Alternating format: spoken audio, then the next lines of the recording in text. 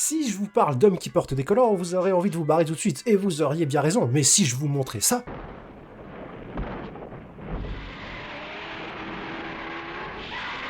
Alors avouez que maintenant vous avez envie de rester sur cette chaîne. Et si vous n'êtes toujours pas convaincu, laissez-moi vous expliquer ce qu'est le tokusatsu. Au Japon, dans les années 50, naît le tokusatsu, un genre de série et de films en prise de vue réelle avec des héros costumés, des monstres et des effets spéciaux.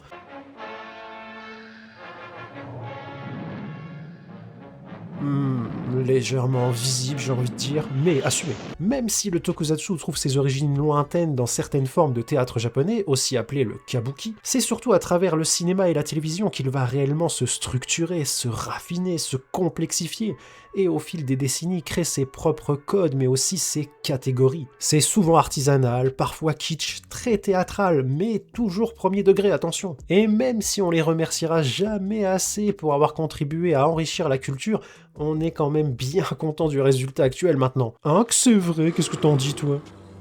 D'ailleurs, parlons-en. Parmi les catégories de tokusatsu les plus connues, et l'une des premières, si ce n'est la première à avoir vu le jour, le tokusatsu de kaiju. Ici, on parle de très gros bébés, de gargantuesques monstres souvent là pour tout détruire.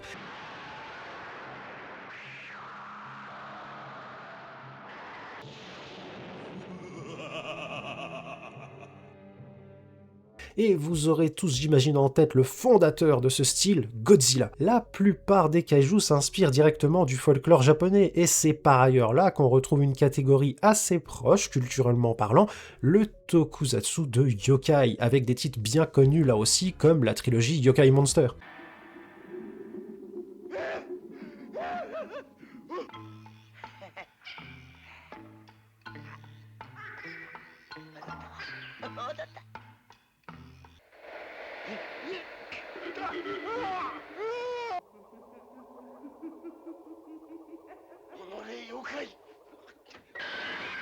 Qui doit sûrement laisser une trace dans vos rêves après son visionnage. Autre catégorie qui va énormément apporter d'influence au cinéma et aux animés, le tokusatsu de mecha. Là, on bascule dans la technologie avec des gros robots géants ultra bourrins et sophistiqués. On est dans le spectacle, on est dans la démesure. Total. Et même si oui, on est dans des œuvres qui ramènent aussi les kaiju dans le devant de la scène la plupart du temps, on a quelques exemples d'œuvres mecha sans kaiju comme Giant Robot. Enfin, troisième catégorie, et non pas la dernière, mais faut bien qu'on avance à un moment les petits renardos, le tokusatsu de Echin, et c'est celui qui nous intéresse ici, le premier et le plus connu étant Ultraman. Et même si on pouvait déjà retrouver des justiciers masqués bien avant, en 1957, avec Supergiant ou Starman, je sais pas trop c'est quoi le vrai nom finalement, c'est vraiment Ultraman qui mettra en place le genre. Bon allez, arrêtez de mouiller vos culottes les filles, on passe à la suite. Donc le Echin c'est quoi ? Bah le Echin c'est la transformation d'un personnage ordinaire en un héros masqué. Ce moment suit presque toujours les mêmes gimmicks. Attention, merci aux épileptiques de ne pas regarder la prochaine séquence. Une pause, une phrase, un artefact pour transformer et faire naître l'étincelle de cupidité auprès de n'importe quel marketeur de chez King Jouet ou Bandai, un instant suspendu avec une musique électro et paf, power-up. Dans cette catégorie, on retrouve trois grandes familles. D'un côté, les Kamen Riders, ce sont des super-héros solitaires, souvent modifiés par cybernétisation ou autre moyen un peu bancal quand même, il faut l'admettre, arborant une armure anatomique, ça veut dire qui se rapporte aux insectes, conduisant quasi systématiquement une moto et utilisant une ceinture pour se transformer. En second, on retrouvera les Super Sentai, ce sont des super-héros en escadron de combat, revêtant des tenues colorées, avec des exemples bien connus comme Bioman, Jetman ou les célèbres Power Rangers,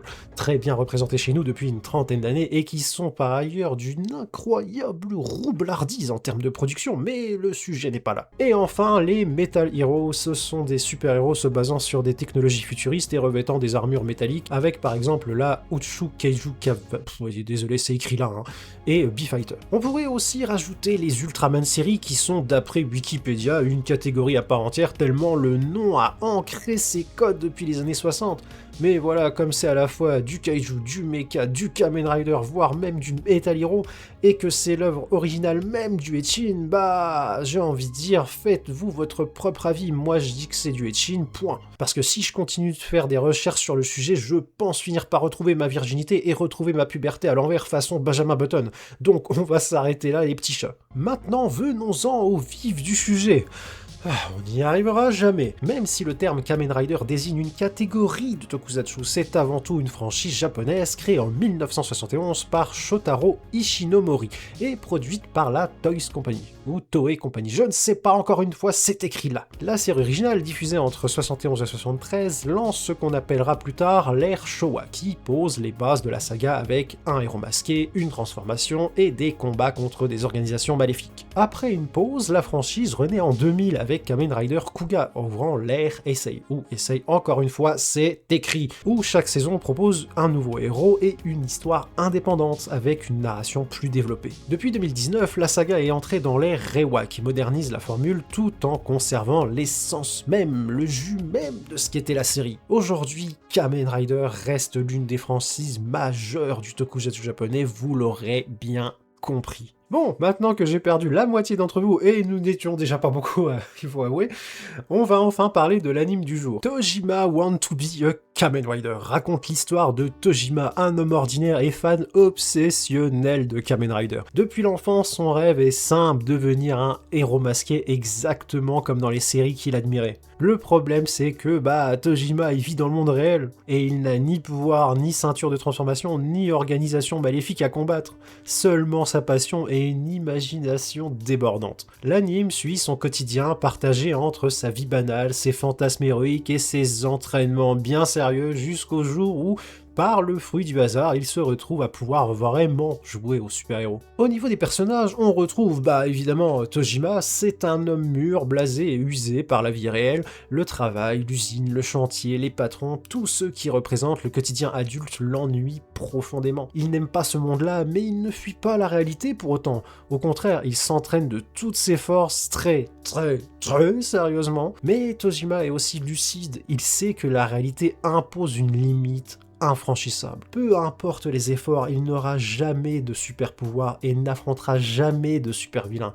Jamais il ne réalisera son rêve. Et c'est là que le personnage est intense. Même si Tojima est incroyablement drôle de par son intensité émotionnelle dans l'accomplissement de ses fantasmes, il est profondément réaliste dans son humeur au quotidien. On sent l'adulte désabusé, on sent le fan hardcore, on sent l'enfant qui se réveille en lui. Et quand tout ça rentre en résonance, ça crée du rire, ça crée de l'intensité, bref, ça crée de l'émotion. Pour ce qui est des autres personnages, je préférerais rester assez évasif, le cœur narratif de la saison étant majoritairement centré sur le background de chaque personnage, je m'efforcerai là d'aller au plus court. D'un côté, nous avons Yuriko, une jeune femme de 24 ans qui me permet de dire qu'elle a des obus abusés, mais pour notre plus grand plaisir, elle est professeure de lycée et fan de Tekel, une protagoniste de l'univers de Kamen Rider.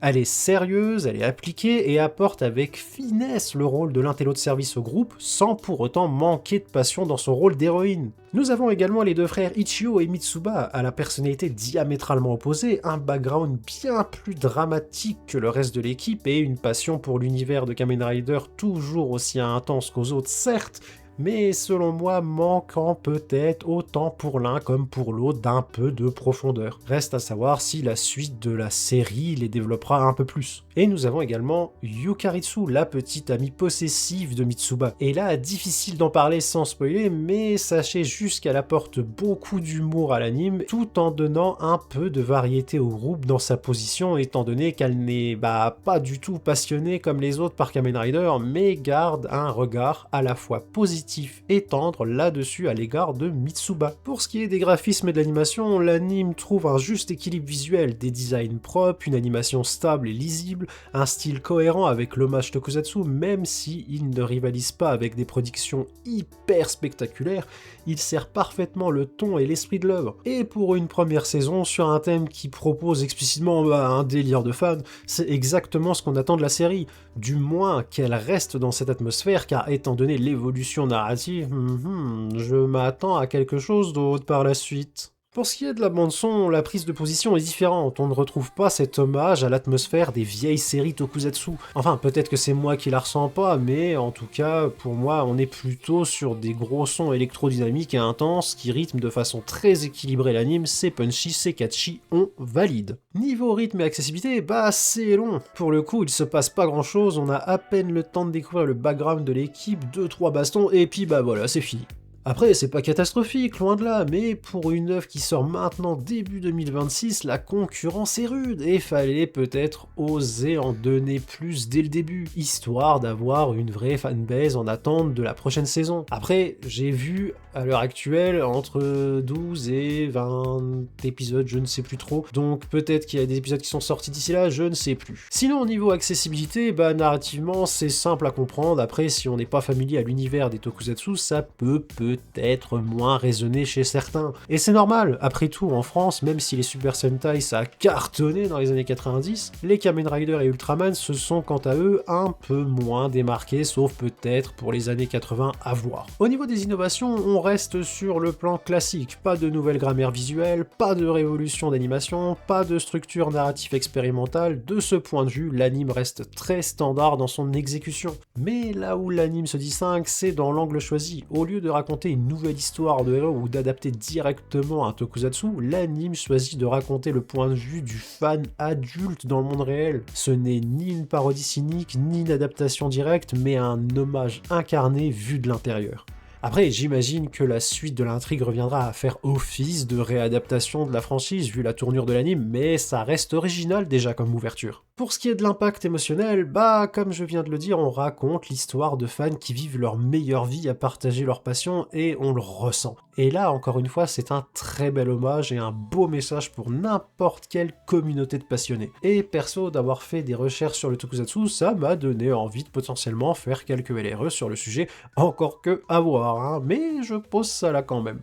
En conclusion, que vous soyez ou non fan de super-héros, devenus pour certains un peu kitsch et pour d'autres toujours une référence intemporelle, vous aurez au moins le sourire aux lèvres en voyant un adulte vivre sa meilleure vie en réalisant ses rêves d'enfant. C'est un message frais et innocent, plein de nostalgie. En attendant, je vous remercie de m'avoir suivi dans cette nouvelle vidéo, les petits renardos, et je vous retrouve très prochainement dans la tanière, et n'oubliez pas de vous abonner. Allez, à bientôt, ciao.